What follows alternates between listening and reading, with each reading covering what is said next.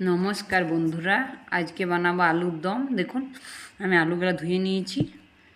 আমি একটা সিটি লাগিয়ে নেব আলুগুলাতে। দেখুন, আলুর দমের জন্য ছোট ছোট আলুগুলো আমি সিদ্ধ করে ছাড়িয়ে নিয়েছি।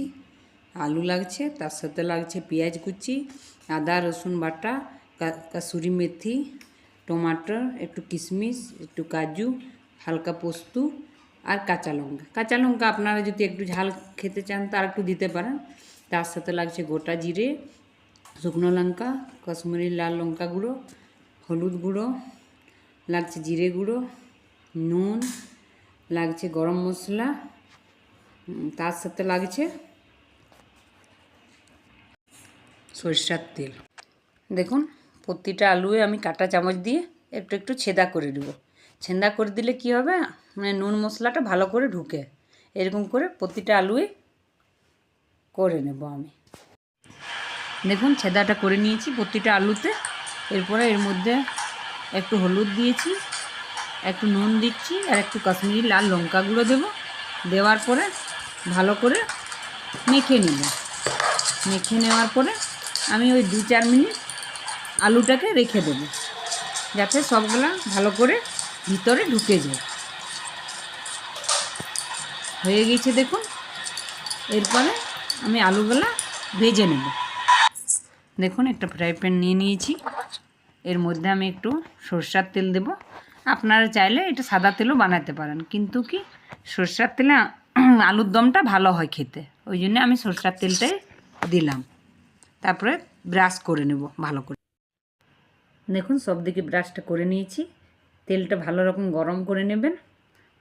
তারপরে আলুটা দিয়ে দিয়েছি। আলুটা দেওয়ার পরে আঁচটা কিন্তু এই সময় মিডিয়ামে রাখবেন। মিডিয়ামে রেখে ভালো করে কিছুক্ষণ ধরে ভেজে নেবেন আলুটা। দেখুন, খুব সুন্দর ভাজা হয়ে গিয়েছে আলুটা, বা খুব কম তেলে আলুটা আমি ভেজেছি। আপনারা চাইলে আর একটু তেল দিতে পারেন। সুন্দর দেখুন একটা রঙ এসছে আলুটা। এরপরে আমি আলুটা তুলে নিলাম। তুলে নেওয়ার পরে ওই তাওয়াতে আমি আর একটু সরষের তেল দেব। দেখুন, তেলটা গরম হয়ে গেছে। এরপরে আমি গোটা জিরেটা দিয়ে দিলাম এর মধ্যে, আর শুকনো লঙ্কাটা। দেখুন, তেল কিন্তু খুবই কম দিয়েছি আমি। তারপরে এটা একটা ভালো গন্ধ বেরোচ্ছে দেখুন। এরপরে পেঁয়াজ কুচিটা দিয়ে দেব।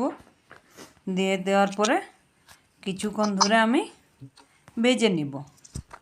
আঁচটা কিন্তু এই সময় মিডিয়াম টু লোতে রাখতে হবে, নয়তো পেঁয়াজটা আমার পুড়ে যাবে। দেখুন, কিছুক্ষণ ধরে আমি নেড়ে নিয়েছি। নেড়ে নেওয়ার পরে সামান্য আমি একটু চিনি দেব। চিনি দিলে এই সময় কি রঙটা খুব সুন্দর হয়। দেখুন, চিনিটা দিয়ে দিয়েছি।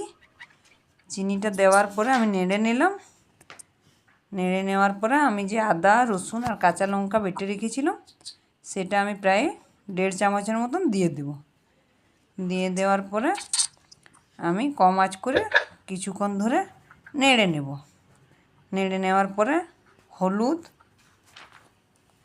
জিরে গুঁড়ো, স্বাদ অনুসারে নুন আর কাশ্মীরি লাল লঙ্কা গুঁড়ো দিয়ে দিব। দিয়ে দেওয়ার পরে একটুকু নেড়ে নেব। আঁচটা কিন্তু একদম লোতে রাখবেন, নয়তো লেগে যেতে পারে। নেড়ে নিয়েছি। তারপরে যে টমাটোর, কাজু, কিশমিশ আর পোস্তটা বেটে রেখেছিলাম, সেটাও কিন্তু এর মধ্যে দিয়ে দেব। দেখুন, জলটাও দিয়ে দিলাম একটু ধুয়ে পরে, মিক্সির জলটা। তারপরে কিছুক্ষণ ধরে নেড়ে নেব। আঁচটা মিডিয়ামে রাখবেন। নেড়ে নেওয়ার পরে যে আলুগুলো ভেজে রেখেছিলাম, সেই আলুগুলো এর মধ্যে দিয়ে দিয়েছি। দিয়ে দেওয়ার পরে কিছুক্ষণ ধরে কষিয়ে নিব।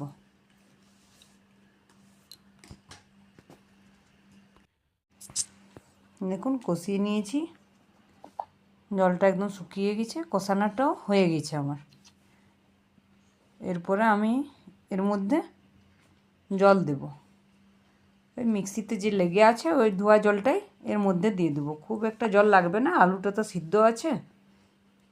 দেখুন জল দিয়ে দিয়েছি, জল দেওয়ার পরে একটু নেড়ে নিলাম। নেড়ে নেওয়ার পরে আঁচটা মিডিয়াম টু লোতে রেখে কিছুক্ষণের জন্য ঢাকা দিয়ে দেব। এরপরে ঢাকাটা খুলে নেব। দেখুন কতটা জলটা কমে গেছে। এরপরে আমি নেড়ে নেব। দেখুন নেড়ে নেওয়ার পরে এর মধ্যে আমি গরম মশলার গুঁড়ো দিয়ে দিয়েছি। তারপরে আমি এর মধ্যে কসুরি মেথিটা একটু আমি গরম করে নিয়েছি, দিয়ে দিয়েছি এর মধ্যে। দেখুন আমি নেড়ে নিয়েছি। তারপরে একটু ভাজা মশলাতে আছে জিরে, ধনে আর শুকনো লঙ্কা গুঁড়ানো, ওটা আমি তখন দেখাতে ভুলে গিয়েছিলাম। এখন দেখুন দিয়ে দিয়েছি। এটা দিলে স্বাদটা খুব ভালো হয় আলুর দমে, আর খেতেও খুব ভালো হয়। তো চলুন, হয়ে গেছে আমার রান্নাটা। দেখুন হয়ে গেছে। এরপর আমি একটা প্লেটে বের করে নেব। যদি আপনাদের আমার আলুর দমটা ভালো লাগে তো একটা লাইক করবেন, সাবস্ক্রাইব করবেন, আর আমার ভিডিওটা পুরো দেখার অনুরোধ রইল। আমার ভিডিওটা দেখার জন্য আপনাদেরকে অনেক অনেক ধন্যবাদ। এই আলুর দমটা লুচি, রুটি বা পরোটার সাথে খুব ভালো লাগে, আর শীতকালে বিশেষ করে ভালো লাগে ছোটো আলুর দমটা।